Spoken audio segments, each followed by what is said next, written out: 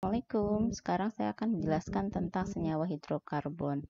Senyawa hidrokarbon itu adalah senyawa yang unsur penyusunnya itu adalah terbentuk dari unsur karbon dan hidrogen. Nah, kalau senyawa organik, unsur penyusunnya tersusun dari C, H, O, dan N. Jadi, senyawa hidrokarbon termasuk salah satu dari senyawa organik, ya. Kalau anorganik berarti unsur penyusunnya itu selain dari itu. Nah, yang menjadi kekhasan atom karbon ini berbeda dengan unsur-unsur yang lain. Atom karbon memiliki kekhasan. Nah, karena atom karbon ini terletak pada golongan 4A, dia memiliki 4 elektron valensi. Nah, supaya stabil, supaya elektron valensi menjadi 8, maka dia membutuhkan 4 elektron lagi supaya jadi stabil. Maka dia menggunakan 4 elektron tersebut untuk mengadakan 4 ikatan kovalen dengan unsur karbon lain, ya, sebanyak 4 atom atau dengan unsur yang lainnya. Kemudian, atom karbon dapat membentuk rantai karbon dalam jumlah yang banyak. Nah, atom karbon dapat membentuk ikatan tunggal, rangkap 2, rangkap 3. Ya. Nah, kalau dari sisi posisi karbonnya, karbon ini memiliki posisi 4 posisi, bisa sebagai karbon primer, sekunder, tersier, dan kuartener.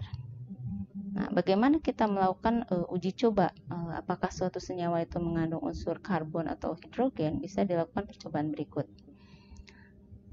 Nah, untuk menentukan apakah suatu senyawa itu memiliki karbon, nah siapkan 2 tabung reaksi. Tabung reaksi pertama berisi gula pasir, contohnya bahan yang diuji. Nah, pada tabung reaksi 1 tersebut, gula pasirnya diisi dengan CuO, kemudian ditutup. Ya, CuO ini berfungsi untuk mengoksidasi gula pasir. Nah, kemudian tabung reaksi 1 ini ditutup dengan sumbat karet yang dilengkapi dengan pipa kaca. Nah, pipa kaca ini dihubungkan dengan tabung reaksi 2 yang telah diisi dengan larutan CaOH, ya, atau kapur. Nah, tabung reaksi 1 tersebut kemudian dipanaskan dan akan menimbulkan terjadinya gelembung gas pada tabung 2. Nah, dengan adanya gelembung gas tersebut, maka gas tersebut akan bereaksi dengan CaOH atau kapur yang akan berubah menjadi keruh.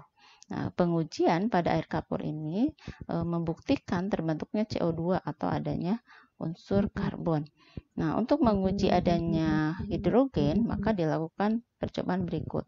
Tabung reaksi diisi dengan gula pasir, kemudian ditutup dengan kapas, ya, kemudian perlahan-lahan dipanaskan sampai terlihat embun pada dinding tabung. Nah, embun yang terjadi itu diuji dengan kertas kobal. Jika mengandung H, maka kertas kobal tersebut akan berubah menjadi merah dari biru.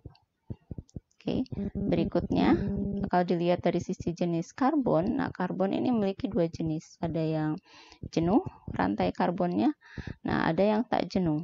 Apa bedanya? Nah, untuk yang jenuh, dia ikatan antar C-nya ini tunggal semua, ya.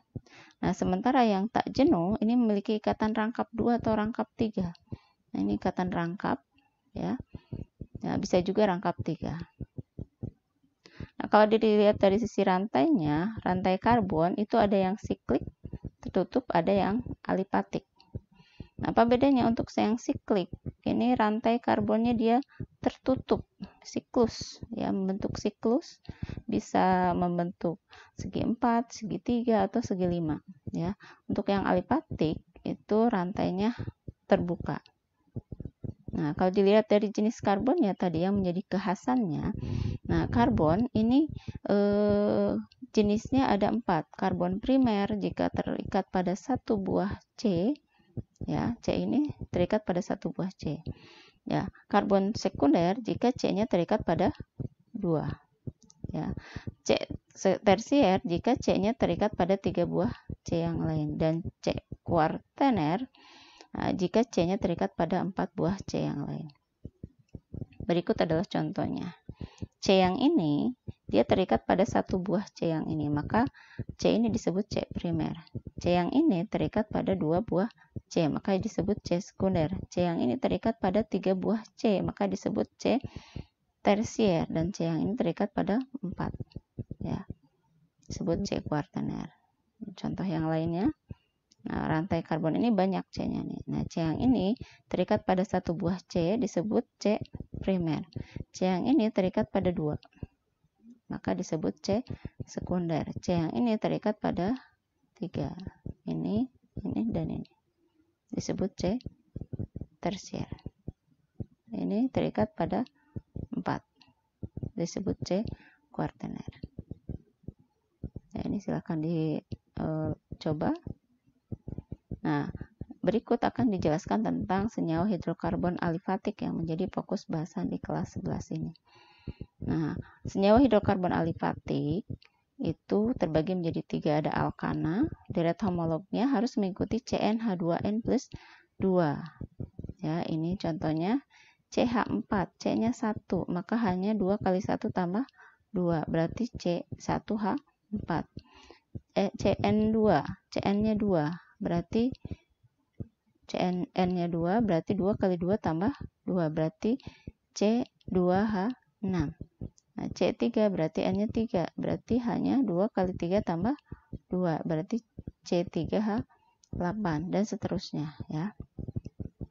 Oke, untuk penamaannya, kalau C-nya 1 untuk alkana maka namanya metana, C-nya 2 namanya etana, C-nya 3 namanya propana, C4 butana, C5 pentana, C6 heksana, C7 heptana, C8 oktana, C9 nona, C10 dekana. Cara mudah menghafalnya, pakai tangan. 1 berarti metana, etana, propana, butana, pentana, heksana, heptana, oktana, nonana, dan 10 dekana. Seperti itu saja, mudah.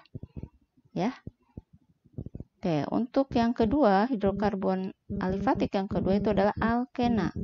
Nah, alkena mengikuti deret homolog CnH2n plus 2. Ya, ini bisa dicoba, dibuktikan. Nah, untuk alkena cirinya ikatan karbonnya dia memiliki ikatan rangkap 2. Ya, kalau alkana dia tunggal semua.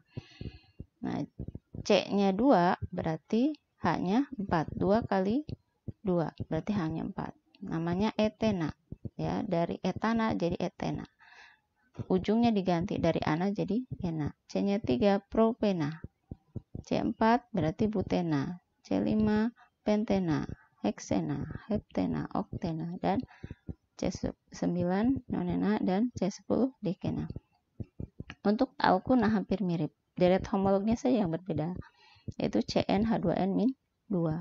Nih, ya. Untuk penamaan hampir sama. Kalau alkuna memiliki ikatan rangkap 3. Ya, anaknya diganti dengan una. Paham ya? Jadi etana jadi etuna. Propana jadi propuna. Nah, untuk penamaan ya, untuk aturan IUPAC penamaan alkana harus mengikuti langkah-langkah berikut. Ya, yang pertama, tentukan rantai yang paling panjang sebagai rantai utama. Kemudian beri nomor atom karbonnya dimulai dari yang paling dekat ke cabang. Ya. Kemudian tandai alkil atau cabang yang di luar rantai utama tersebut. Alkil atau cabang itu rumusnya seperti ini, CnH2n plus 1. Jadi kalau cabangnya itu C-nya 1 berarti hanya 3. Ya. Penamaannya hampir sama, alkana, metana. C-nya 1 diganti jadi metil. C-nya 2 etana jadi etil. C-nya 3 propana jadi propil, dan seterusnya. Kemudian beri nama dengan urutan sebagai berikut. Ya. Urutannya, posisi cabang dulu disebut, kemudian nama cabang tersebut, dan rantai utamanya belakangan. Ya, diakhiri ana. Nah, jika pada rantai tersebut memiliki satu jenis cabang, tapi jumlah cabang tersebut banyak, maka jumlahnya harus disebut. Jika cabang metilnya 2, maka disebut dimetil. Jika 3, trimetil. Ya, dan seterusnya. Nah, tapi jika cabangnya itu lebih dari satu jenis, misalnya cabangnya ada metil, ada etil, maka disebutkan dulu etil dulu, harus mengikuti urutan berdasarkan abjad. Metil dulu baru etil, atau metil dulu baru propil, etil dulu baru propil, seperti itu. Contohnya berikut ya. Ini yang pertama ya, langkah untuk penamaan, tentukan rantai terpanjang dari sini ke sini atau dari kiri ke bawah. Nah, kalau dari atas ke bawah itu cuma 3, maka tentukan rantai terpanjang.